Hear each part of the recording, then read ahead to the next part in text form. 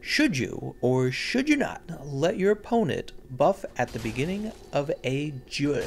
Oh, every time somebody brings up this conversation, it turns into a long debate between two people. Some people saying, yeah, you should let them buff, and then other people saying, I'm going to attack you every time you buff. And I've been dueling for a while, right? So I thought I would talk about how I feel about it, right? And maybe it would give you guys some different perspective, because I know some of you have only just begun to duel. Some of you maybe have been dueling a little while, but you're not like really into the hardcore scene. So I thought, yeah, why don't I share my perspective? And here it is. Let me start us off by pointing out that you almost always have enough time to get your buff out at the beginning of a match, okay? The people who are getting buff punished, if you want to call it that, are people who are double buffing, okay? So if you're upset because somebody attacked you during your buff, it's very likely that you were double buffing, and you need to be able to read when your opponent is coming at you to attack the second buff. You need to read that and decide in your mind, I'm going to keep control of the situation and not use the second buff, okay? So that's up to you to keep an eye on that, stay in control of it, all right? Let's move on to talking about the actual argument about whether it's proper etiquette to allow your opponent to double buff. Etiquette. Why in the world would there be etiquette in a duel, right? Why would we do that? Well, in my opinion, a duel is an opportunity for you to express your skill as a player.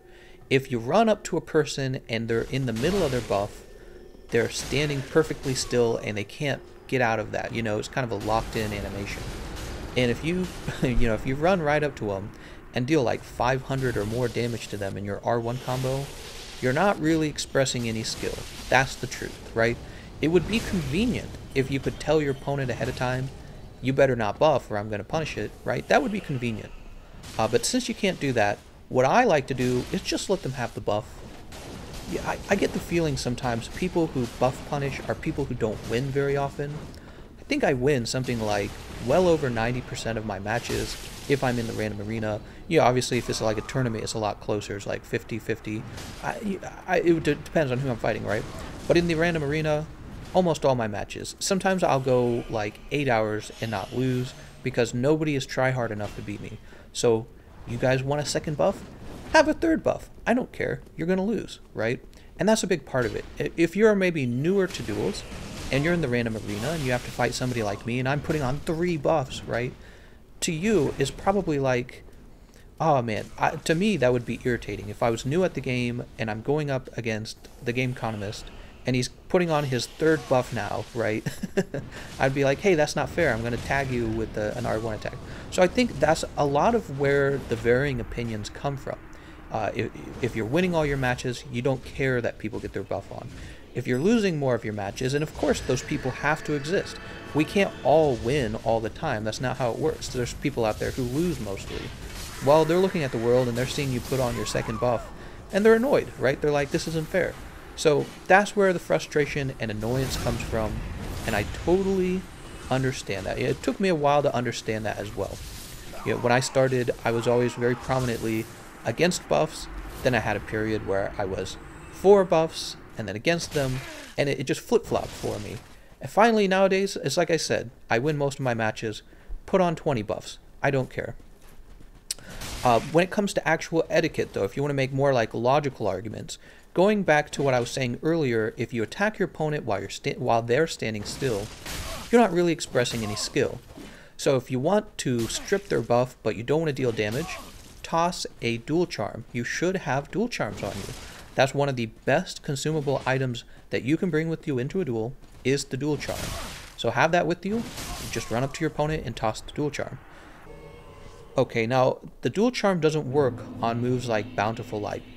The best thing I can say about countering health regen is you should always have your own health regen.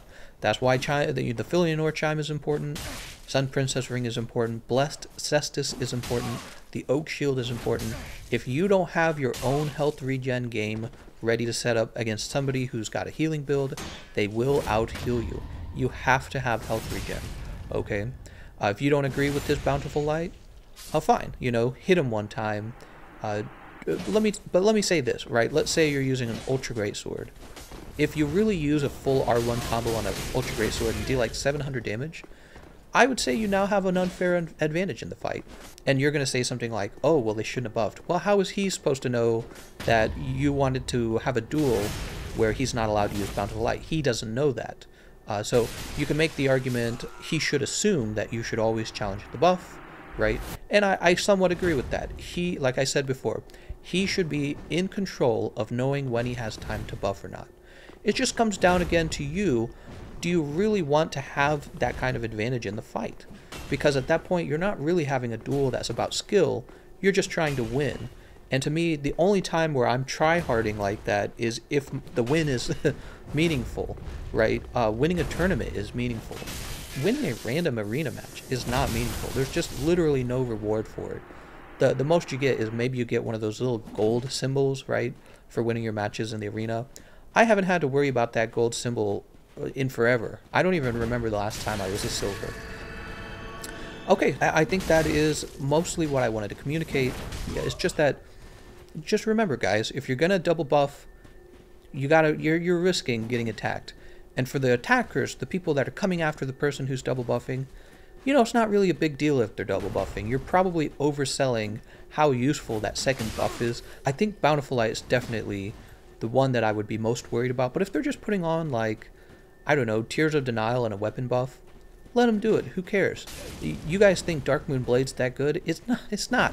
The Dark Infusions are good. Dark Moon Blade is almost always weaker than a Dark build. If you lost a Dark Moon Blade, it's because you're not very good at dueling. It's not because he got his Dark Moon Blade buff. But, you know, Bountiful Light's a different story. Let me mention also, the Filianor's Pray for Favor.